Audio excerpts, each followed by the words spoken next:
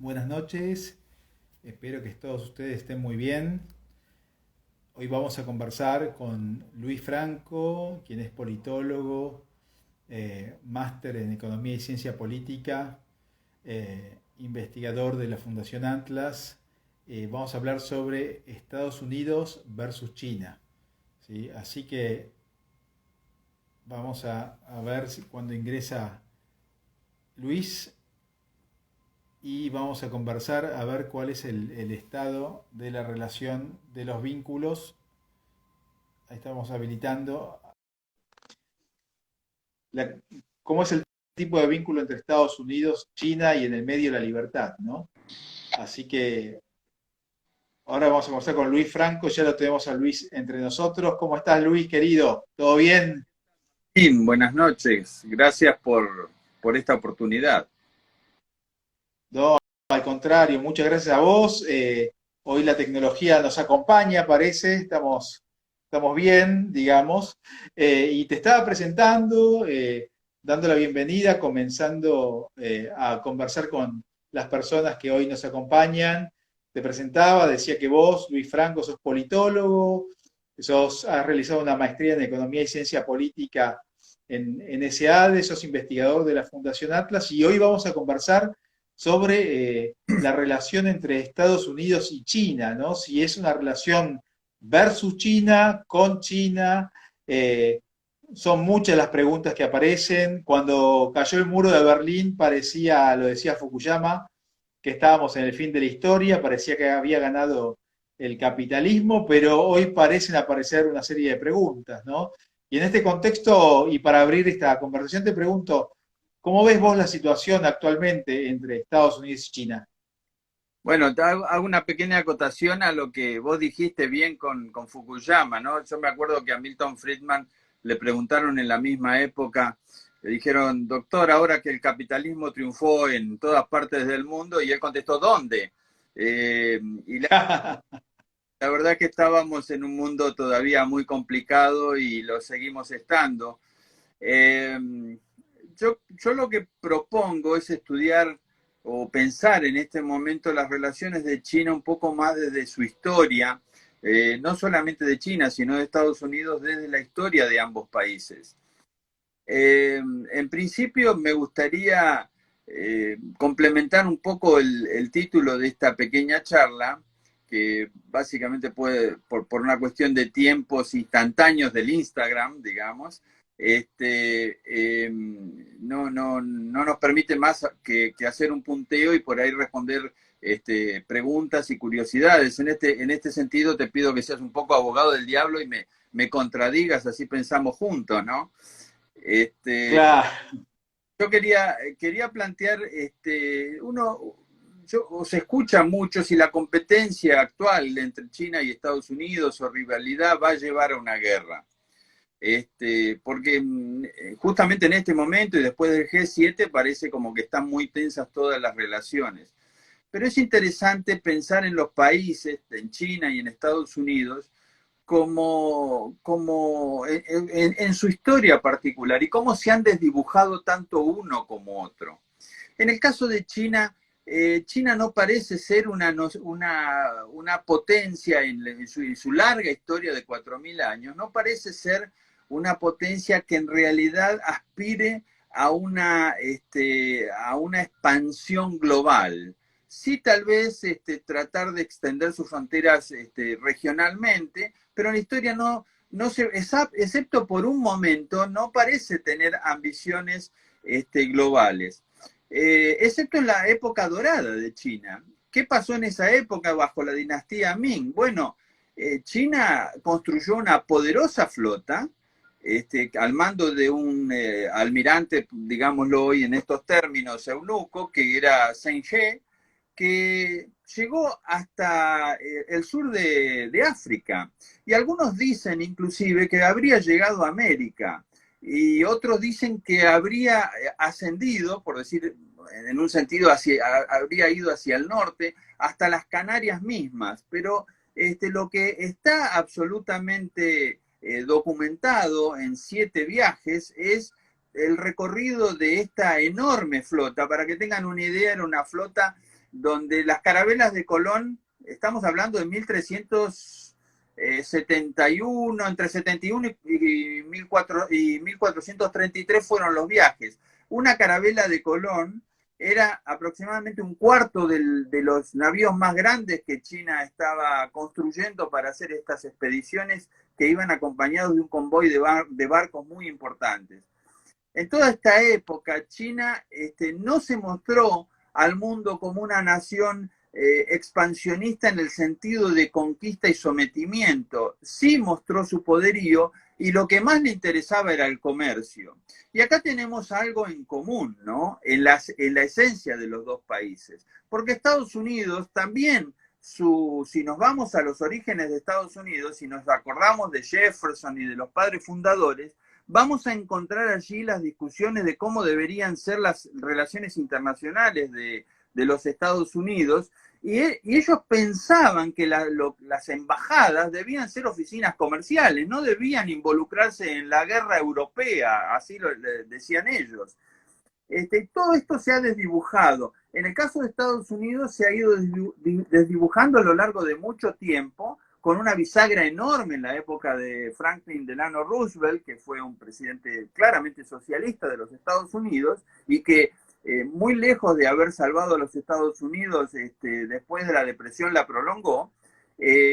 Bueno, este cambio de Estados Unidos en sus actitudes internacionales, en la expansión del Estado, esto que hoy agrieta tanto a Estados Unidos, que es el poder federal en Washington, digamos, que es tan utilizado por el interior americano, es lo que ha hecho que Estados Unidos se lance directamente como una potencia militar y también por necesidades históricas, ¿no? Digámoslo también que esto es así. Pero volviendo al tema de la esencia de los países, los dos países parecen ser muy, en sus orígenes, parecen ser como potencias que quieren comerciar, que quieren intercambiar cultura, pero fundamentalmente quieren intercambiar bienes y servicios. Se desdibujó mucho en China después de la dinastía Ming y se fue desdibujando sobre todo en el periodo comunista, pero yo creo que China hoy tiene, al igual que los Estados Unidos, una enorme efervescencia interior. En el caso de China, este capitalismo sui generis está generando una clase media, está generando nuevos ricos, nuevos capitales, personas que están de a poco ascendiendo en el poder y que van a exigir cambios institucionales en China con toda seguridad. Por otro lado, en Estados Unidos, ¿qué es lo que estamos viendo? Estamos viendo un presidente que gana una elección con 81.3 millones de votos contra 71.2 de Trump. Trump, más allá de las extravagancias propias del personaje, representa a un interior de los Estados Unidos que territorialmente es mucho mayor que la zona que gana Biden y que tiene esa impronta constitucional original que, como te decía recién, es la sospecha sobre Washington, la expansión del Estado, las corporaciones, esto que muchos liberales llamamos la plutocracia, que es la unión de los ricos con el Estado para hacer negocios a espaldas de lo que es una verdadera economía de mercado. Yo hace unos años, y si querés te dejo para hacer alguna pregunta y si querés ordenar un poco la charla hacia donde vos la quieras llevar, yo hace unos años leía un libro de Adolf Berle que se llamaba La República Económica Americana. Era un keynesiano puro. Y yo leía y lo criticaba. Yo escribo los libros al lado con comentarios míos, le pego papeles, etc. Y yo en mi diálogo interno o en mi diálogo con el libro lo criticaba. Y hoy digo, en realidad tenía razón. Lo que él describe que es la fortaleza de los Estados Unidos es lo que se ha ido concretando en Estados Unidos a medida que se alejaba de la economía de mercado y de la libertad, lo cual es muy penoso. Sí, sí. Y yo te pregunto, en el contexto de lo que estás comentando, China crece, se desarrolla, 1 de cada 5 humanos es chino. Y la pregunta es si esta prosperidad que vos lo mencionaste, ¿no? Empieza a generar cambios ya no en lo económico, sino en la exigencia de mejor calidad institucional por parte de los ciudadanos, ¿no? De esta nueva clase media, clase alta china, que no necesariamente coincide con los grupos tradicionales de poder, ¿no? Hoy China es una economía de mercado, digámoslo en términos generales, en la parte económica, pero en distintos índices como, eh, digamos, Freedom House, por ejemplo, en materia política y civil sabemos que sale una calificación muy alejada, ¿no? De economía de mercado. ¿Vos pensás que este proceso de derrame de la economía hacia lo institucional, civil, va a pasar en el corto plazo, va a generar cambios, revoluciones nuevas un realineamiento en términos de poder? Yo lo que creo que no es una economía de mercado, creo que es un capitalismo muy particular en donde el Estado y el partido, el Comité Central, el Partido Comunista Chino es socio de las empresas que allí se establecen, los acuerdos se hacen, el mercado es muy atractivo y las condiciones con que se pactan son muy atractivas, pero sí hay un efecto derrame y hay una intelectualidad en desarrollo, son muy capaces, hay cuestionamientos en la juventud, hay crecimiento de los grupos religiosos, el cristianismo está creciendo fuertemente en China, los musulmanes están creciendo fuertemente en Chile, pero es muy curioso lo del cristianismo, y todo esto va a provocar ciertamente un cambio en la institucionalidad de China.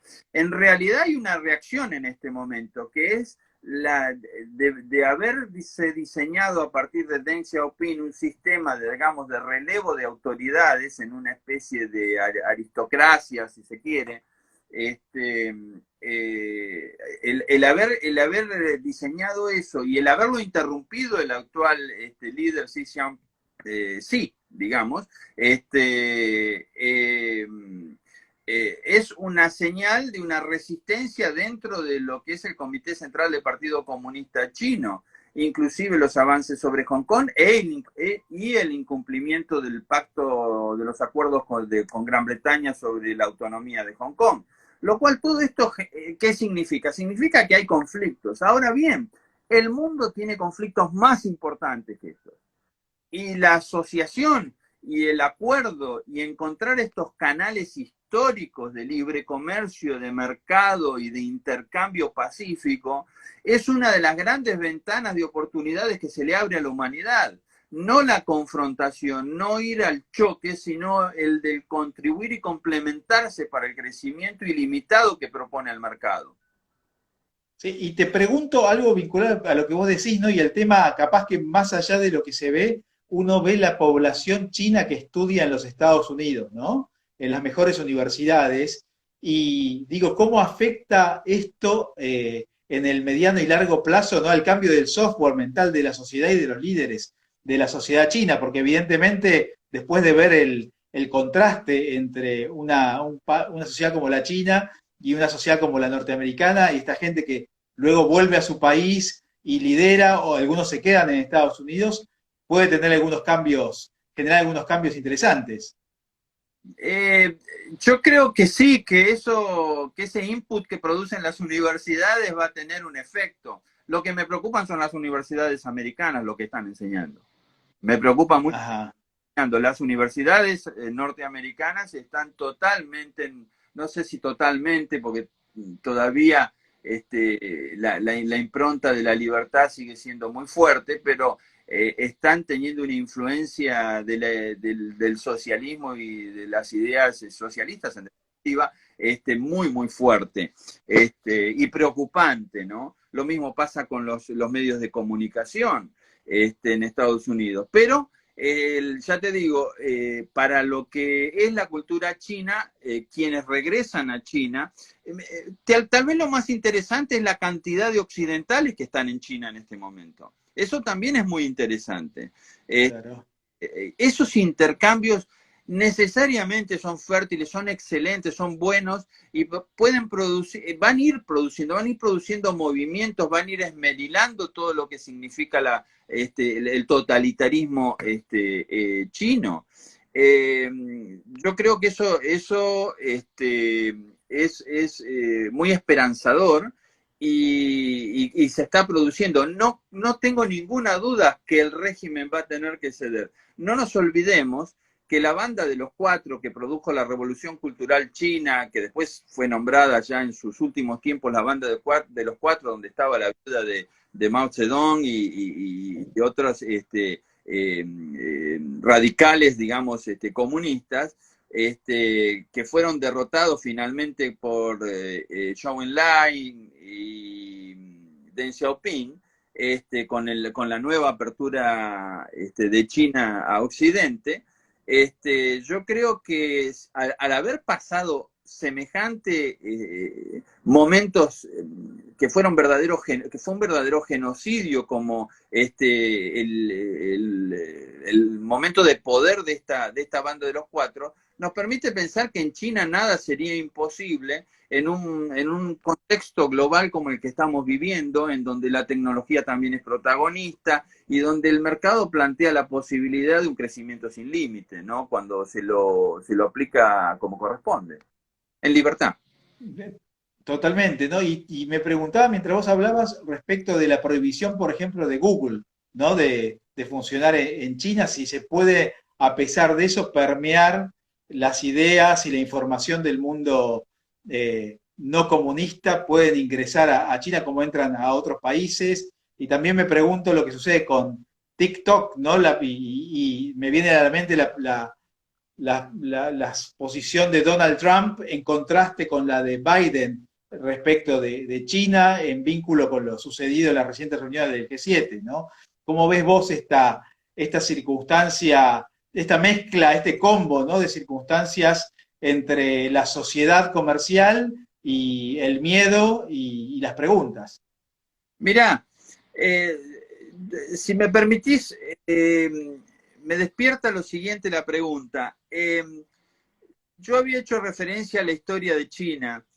China sigue estando en China la impronta de Confucio, sigue estando la impronta de Li, sigue estando, hay toda hay 2500 años, 24 siglos hay de formación, y la formación confucionista es una formación que es mucho más cercana a la libertad que a la esclavitud, que al sometimiento. Es toda un arraigo cultural que me permite pensar y ser muy optimista sobre lo que se viene. Por supuesto que la tecnología, la restricción a la tecnología, que es lo que vos me preguntaste específicamente, es un escollo. Pero yo creo que esos escollos finalmente terminan cediendo por otras razones, por crisis que se producen en otros sectores, y después termina siendo como la ruptura de un dique y una avalancha de cambios.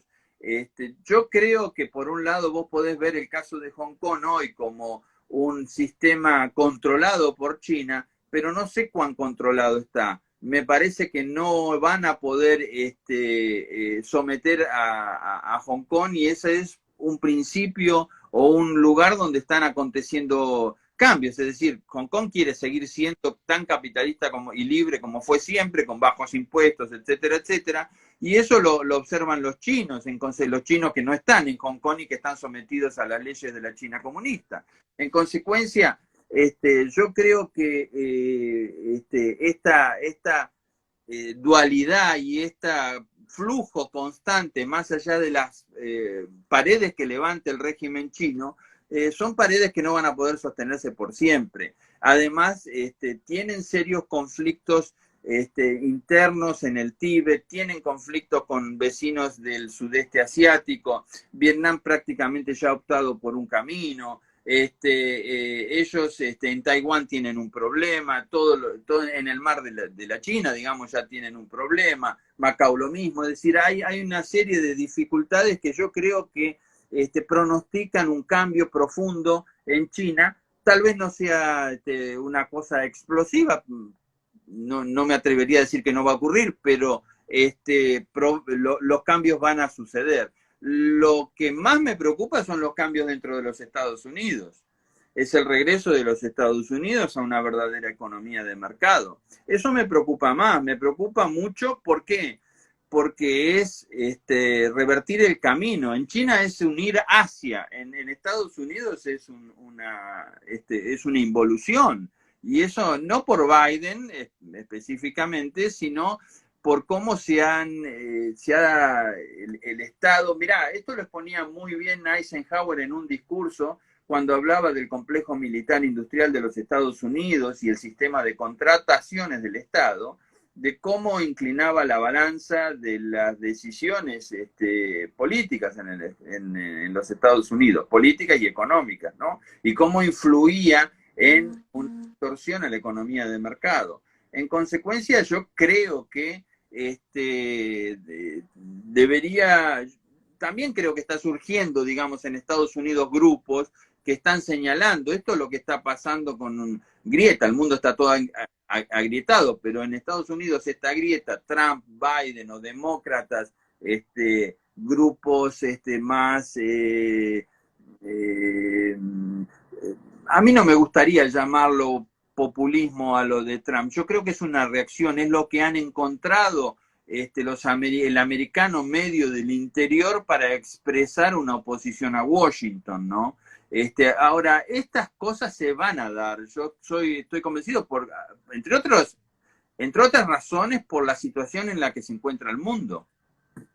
Sí, y en este marco te pregunto, digamos, uno tiende a pensar que los países deben ser desarrollados para liderar globalmente, ¿no? Pero te pregunto, ¿es necesario ser desarrollado para ser un líder global? Porque si miramos a dos de los BRICS de los que estábamos hablando, China y Rusia, claramente no son desarrollados, pero tienen poder estratégico en determinadas áreas, militares, energéticas, comerciales, tenencia de deuda de Estados Unidos, etcétera, ¿no? ¿Y es necesario ser desarrollado o puede un país no desarrollado competir en este mundo multilateral que estamos viviendo? Mirá, yo me encanta y sigo de cerca la evolución de países como Nueva Zelanda, que en el índice Doing Business está segunda en libertad, está entre primero y tercero rotando permanentemente, tiene una economía sumamente abierta, progresa, es un pueblo pacífico, no militarista y que se puede ir a hacer negocios en el momento que quieras. Ahora estamos en cada, pero yo diría que lo mejor que le puede pasar a un país en este momento es concentrarse en los intercambios comerciales, en abrir sus mercados, en desarrollar su potencial, y ese potencial solamente se puede desarrollar con la creatividad del ser humano, y esa creatividad se desenvuelve en libertad, no se desenvuelve, es decir, se desenvuelve mejor en libertad que en cautiverio. Entonces, yo creo que tienen países como la Argentina, muchas veces, para tocar algo de nuestro país, muchas veces escucho que algunos economistas dicen que tomando las decisiones correctas en 20 años seríamos como tal o cual economía. Yo creo que el cambio de tendencia en la Argentina generaría una ola de cambio, una ola de entusiasmo tal que los plazos serían muy reducidos y todos nos sumaríamos a producir, desarrollando inclusive nuevos sistemas educativos creativos para subir al tren de la prosperidad, etcétera, etcétera. Demos libertad una chance entre el año 1900, entre la generación del 80 y 1930, démosle una chance a la libertad de nuevo, que en pocos años tendremos un país distinto, ¿no?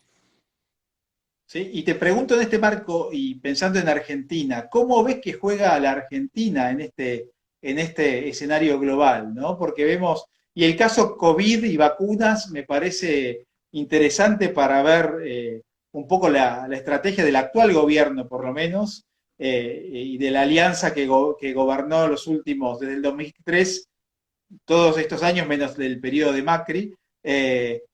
Sí, digamos, ¿cómo juega? un realismo periférico, como decía Scudé, de jugar a varias puntas, jugar con China, Rusia y un poco con Estados Unidos, y no casarse con ninguno. ¿Qué hay de cierto en las bases militares chinas en distintos puntos o soviéticas a cambio de vacunas? ¿Cómo lo ves vos? Hay muchas preguntas y son todas muy interesantes. Eh, yo te diría, la Argentina está en un momento de definición importante. Yo creo que las instituciones de la República están, con todo lo que las criticamos, están funcionando. Nos gustaría, con nuestra impaciencia, que funcionaran mejor. Eh, yo soy medio, me vas a encontrar como distinto a lo que opinan muchos liberales, pero la verdad que cuando uno ve Perú, Ecuador, Colombia, Chile, yo veo que la Argentina está resolviendo problemas lentamente con enfrentamientos y con sinsabores, pero creo que estamos dentro de un marco de institucionalidad que muchos analistas políticos y sobre todo inversores también observan. Nosotros salimos de dificultades muy serias, sin una interrupción en realidad del orden institucional. Esto no quiere decir que nuestra propia banda de los cuatro no quisiera romper todo, ¿no? Nosotros tenemos una de los cuatro, que son los cuatro y sus seguidores, pero yo diría, y que quieren generar su propia revolución cultural, pero yo diría que eso no está aprendiendo en el pueblo, que la gente es tolerante, que hay un clima de relativa paz, a pesar de que nos quejamos mucho por cosas como la inseguridad, etcétera, que estamos en un momento de definición, porque a diferencia de otros momentos, se acabaron los recursos, ¿no? El populismo sin recursos ya sabemos que no funciona, así que acá lo que hay que hacer es ordenar el país en su dimensión económica y soy muy optimista por eso. En cuanto a las bases chinas y a las posibilidades o intercambios de Rusia con las vacunas y todo esto, sí, es preocupante. Yo diría que no ha sido feliz la decisión de la base china, que nos coloca en otra dimensión, inclusive el mismo problema de Malvinas lo lleva a un replanteo aún más duro de parte de la OTAN, si querés, por tener una presencia de China. Yo sé que en este momento pienso o veo que el actual régimen chino está tratando de generar problemas a los Estados Unidos en su patio trasero para que no se concentre en lo que ellos quieren hacer en el sudeste de Asia, los derechos humanos, etcétera.